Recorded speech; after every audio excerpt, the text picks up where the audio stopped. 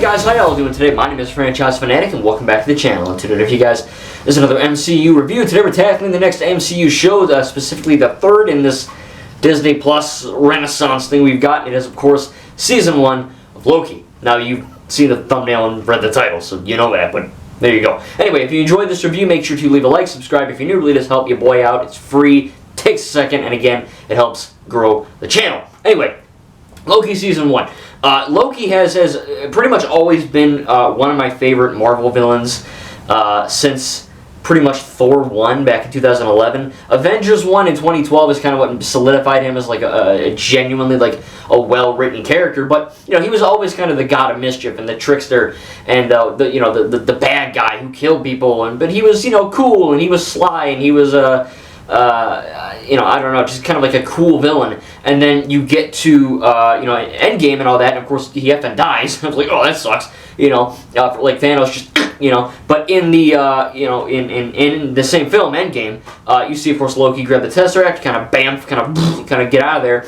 And this show is where that of course takes place. And now I have not seen Loki Season 2 yet. I don't know, maybe the Bad Batch was on or something. I don't know. I haven't missed it, but obviously, when I get to it for this series, I'll be watching it for the first time. But Loki Season 1 is one of, I think, the better MCU shows. I think a lot of people will kind of say that. Most people think WandaVision, Falcon, Winter Soldier, they're good, but they're more underrated, at least in my opinion. I don't really hear a lot about that. I hear a butt ton about Loki, and there's a reason for that, because it's a really good show. Is it perfect? No, we'll get into it. But this is... I guess we'll start out with the positives. The CGI still is very good. I really don't have any complaints about the CGI in the show. Looks really great. I believe this was, I don't remember if this is 2019. It doesn't say on this Blu-ray, but I'm assuming it's before COVID hit. I don't really remember, but it looks good. And then, of course, you get the sound design and the editing. Obviously, that's all top tier as well. The actor from Tom Hiddleston, Owen Wilson, the girl that plays Ravonna, B16, who it's funny rewatching this after seeing Deadpool and Wolverine, because there's a lot that kind of coincides with that. But the acting is good. I think that's all great. The fight scenes are really good. I like the choreography. Cinematography is outstanding. I love the multiverse aspect where you get different variations and variants, versions of Loki. You get the kid Loki. You get classic Loki, who is Richard E. Grant, who was I think Grand Admiral Pride in The Rise of Skywalker, so that's cool.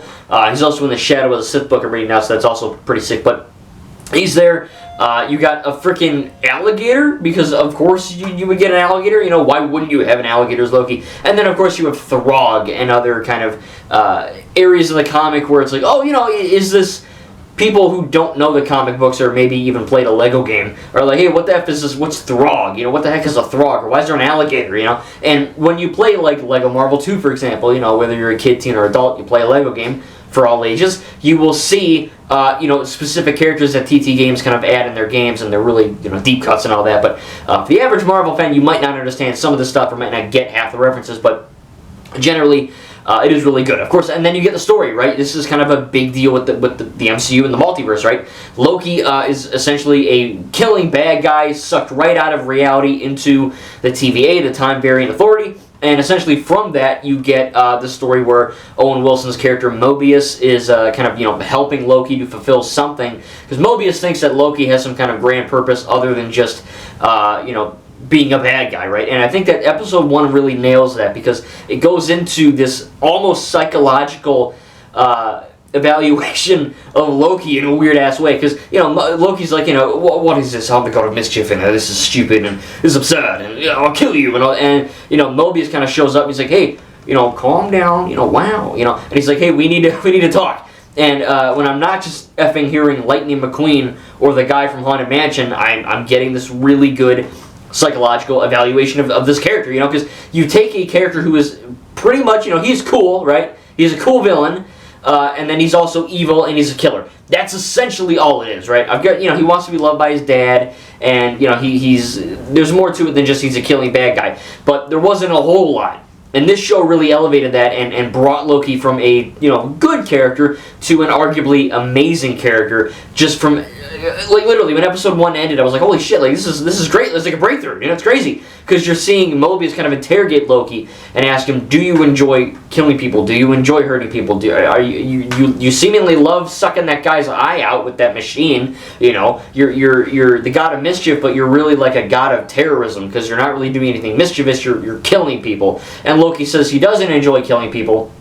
He's not some sadistic murderer. He kills people, he does these things because he feels that he has this glorious purpose and this reason to do those things. It's not just, oh, I'm evil and I'm bad, you know what I mean? So that's really great. It's good stuff, good writing. And then, of course, you get the whole aspect of, Mobius having to track down his own issues, and that's when P15 happens, the character, and I think that's her name. And then after that, we meet the Loki variants, right? And one of the Loki variants is Sylvie. Her real name is Loki, but, she kind of goes under the guise of Sylvie to hide from the TVA. Who pretty much was as the young girl from B. She was taken from Asgard or wherever the heck she was at a young age, and she's been on the run, hiding in these cataclysmic events happening in the different timelines, and that's where Sylvie comes in. She has to. Loki pretty much wants to change in a way because in I believe it's the first episode he realizes that the Infinity Stones are useless here. Everything he can't leave. He's effing useless, and he's asking is the TVA the most powerful thing in the universe? And they're like, yeah, pretty much. Like you're in the most powerful section of the multiverse, and that's when Loki kind of, snaps in Loki's brain that hey, everything I've been fighting for, everything I've been killing for, it means effing nothing now. So maybe I should do something else. And that kind of prep talk from Mobius kind of makes that happen.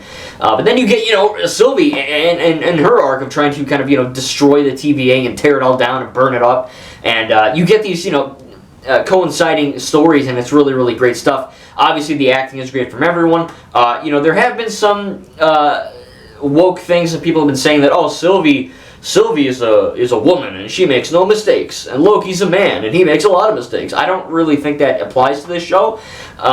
Loki, girl Loki, Sylvie, she's not a Mary Sue. She's not perfect. She messes up all the. In fact, she literally F's up royally in the last episode, killing He Who Remains, a variant of Kang, essentially. And that kind of, the timeline kind of messes that all up. And from that, she does make a lot of mistakes prior to that. Loki is, of course, a flawed. Everyone here is a flawed character. They all make mistakes, but that's how effing character growth happens, So yeah, I don't think that. I think the only woke thing is they kind of, in episode 3 they say Loki's bi. That's obviously not going to take down the score. Woke things don't impact quality. But me personally, I don't agree with that stuff. My religion, it's a no-no from what I believe and what I stand for. But if you want to do you, go for it. I don't really give two shits. But at the same time, with that happening, it is a very inconsequential line. It means nothing because they're like, oh yeah, Loki's bisexual, but then he gets with a girl. Obviously, he wouldn't get with the dude because that would plummet the effing ratings and it would get canceled all over the world. But still, with that being said, I find that a very... And I know, franchise, I get it. Loki is bisexual, apparently, in the Norse mythology and in the comic books. So this isn't something they added for the show. But it is very inconsequential. It means nothing. It goes nowhere. And it's just a very throwaway piece of dialogue to appease a minority of people that are watching the show. I don't agree with it. It's stupid. It doesn't really impact the rating. If anything, it might a little bit, just because it means it's a line that's just like, and then Sylvie pukes it up, and then they move on with the episode, and Loki gets with girl Loki anyway, so it means fucking nothing. But what are you gonna do?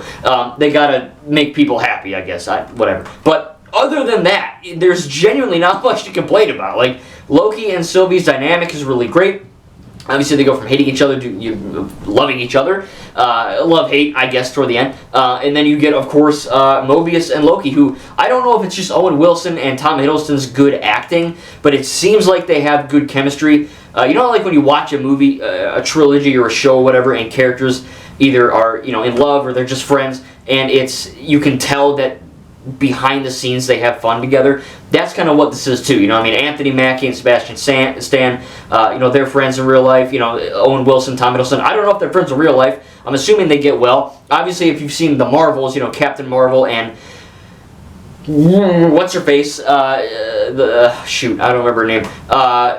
It'll come to me. But they apparently hated each other on set, and their chemistry was great in the film. So I don't really have to know. But it seemed like they were buddies. Like Finn and Poe and the sequels. It's like that. They're good friends. And I think that it's really cool that that chemistry shows. And, at first they're kind of hating each other a little bit. And then, little things like having the conversation over the jet ski, or having things where they take bribes over who finding information out first. Little scenes like that, seemingly inconsequential scenes that genuinely shouldn't mean anything and just like boring, they're not, because it builds character and it actually makes stuff happen. So when shit really happens, you're like, oh wow, I care, and it's not just like, oh yeah, there's the jet ski guy, like it actually happens.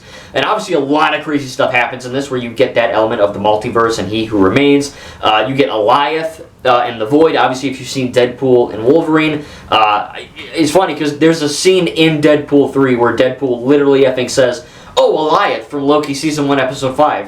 And I was like, oh yeah, he's in that show. I completely effing forgot about Alioth and the Void. I totally forgot about it in this show. There's a lot of stuff I forgot, but I genuinely, like when I rewatched this show for this review, I was like, wow, they're showing the Void a lot, and it looks a little bit different than Deadpool and Wolverine, but the Void is massive, and the Void kind of goes with whatever they're kind of deleting. But I think it's really cool that the Alioth is in there, and he's also in the Deadpool movie. So, there's another MCU reference for Deadpool 3. But I think that Alioth is great. I like the character arcs of the other Lokis. Again, Loki is a phenomenal character in this. He goes from just a killing bad guy to someone who's questioning his own beliefs and actions, and maybe not turning into a good guy, but kind of asking the question of, why am I bad? Why am I doing this? And can I change to not only help Sylvie, but also protect the multiverse from He Who Remains and from bad stuff, right? He likes hanging out with Mobius. He likes the TVA. He finds out what's happening with them. And then, of course,